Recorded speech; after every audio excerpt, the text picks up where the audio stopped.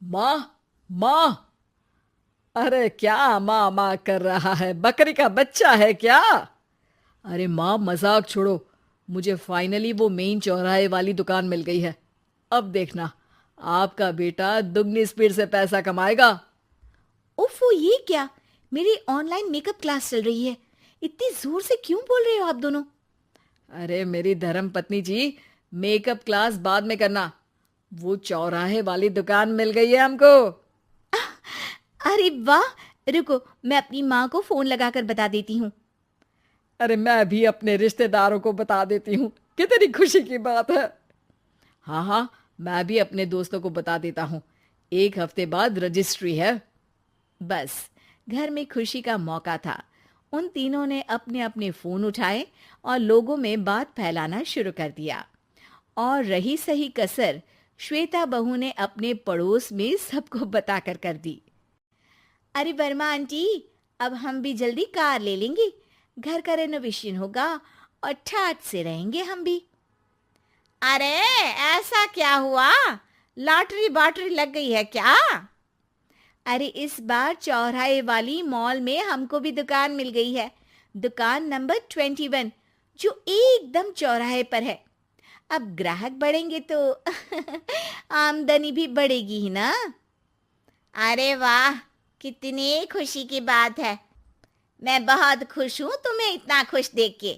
बाकी एक बात कहूँ, सबको मत बताते फिरना। किसी की नजर लग जाएगी तो खुशी की खबर वापस लौट जाएगी। हैं? ऐसे थोड़ी ना होता है। अब डरा रही हो? अरे सही कह रही हूँ। काली नजर कहते हैं इस चीज को, जब आप किसी को कुछ बताओ और वो काम बिगड़ जाए। अरे लेकिन मैं तो। तुमने सबको बता दिया ना? हाँ, फोन लगा लगा के।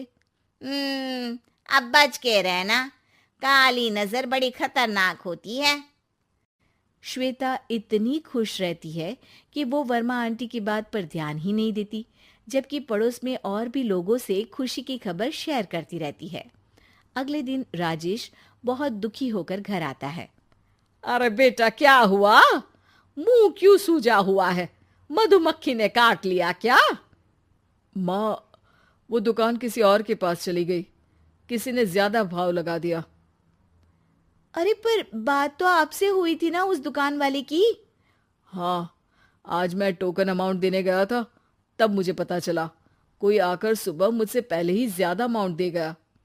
हम्म, काली नजर। क्या? क्या कहा? वर्मा आंटी ने समझाया था कि किसी को बताना मत, वरना काली नजर लग जाएगी। अच्छा, तुम्हें उनकी बात मान लेनी चाहिए थी। उनकी बात मान लेती, लेकिन उसके पहले ही सबको बता चुके थे ना हम तीनों। अरे अगली बार से ध्यान रखेंगे। कोई भी नई चीज होगी तो किसी को नहीं बताएंगे।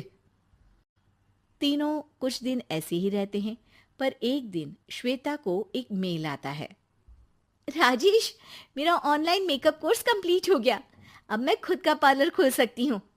अरे वाह, अपने मोहल्ले में ही खोलते हैं। ये जो घर के सामने दुकान है ना, वहीं।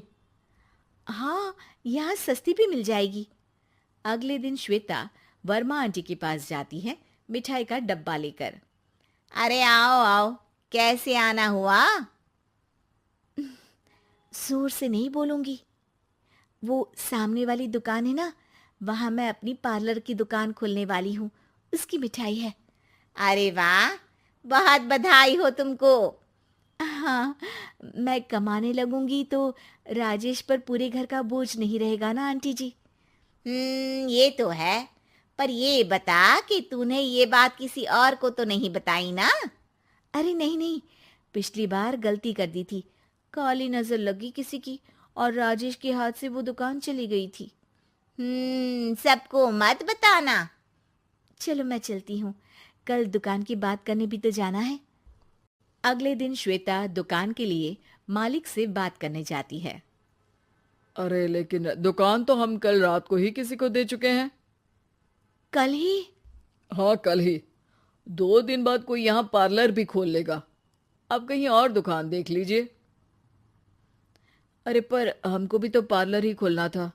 हाँ भाई, एक ही दुकान है, आधी आधी तो नहीं दे सकता ना मैं। राजेश और श्वेता घर पर हताश होकर आ जाते हैं। इस बार तो किसी को बताया भी नहीं था, अब किसकी काली नजर लग सकती है। सुनो, तुमने माँ को बताया था क्या? अरे कैसी बात कर रही हो, माँ की नजर थोड़ी ना लगेगी। पक्का तुमने किसी को नहीं बताया था ना? सिर्फ वर्मा आंटी को बताया था, उन्होंने ही मुझे किसी को नहीं बताने को कहा। अरे यार, तुम भी सही हो।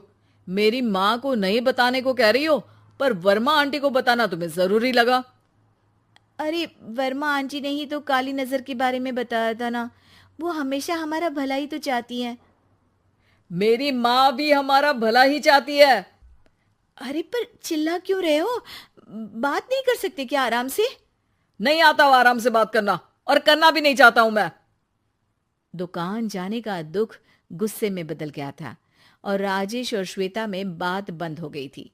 2 दिन बाद मोहल्ले में पार्लर का इनॉग्रेशन हुआ, जिसमें मोहल्ले के सभी लोगों को बुलाया गया, पर श्वेता, राजेश और माँ नहीं जाते। माँ, अंदर आ जाओ, क्या देख रही हो? अरे नया पार्लर देख रही हूं अपने आंगन से। देखो, माँ को दूसरे का सुख देखने में कितना मजा आ रहा है, मेरा दुख नहीं दिख रहा इन्हें। यहाँ मेरा पार्लर भी तो हो सकता था। अरे चुप रहो यार, हर बात में लड़ाई क्यों ढूंढ रही हो? राजेश और श्वेता फिर बहस करने लगते थे। तभी माँ ने दोनों को बाहर बुलाया। अरे जरा देखो तो, दुकान चलाने वाले का बोर्ड पर नाम क्या लिखा है? श्रुति वर्मा। गाड़ी निकाले बेटा, हमें कहीं जाना है। काली नजर का इलाज कराने? राजेश अपनी बाइक निकालता है। तीनों ट्रिपलिंग कर रहे हैं। माँ राजेश को उस मॉल वाली दुकान पर लेकर जाती है जहां राजेश अपनी दुकान खोलने वाला था। यही दुकान लेना चाहता था ना तू? हाँ, पर इनको भी दुखी करने लेकर आई हो क्या यहाँ पर दुकान दिखाकर? वहां काफी नहीं था?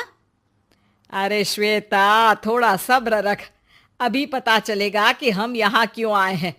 बता, इस दुकान चलाने वाले का नाम क्या है? अनुपम वर्मा।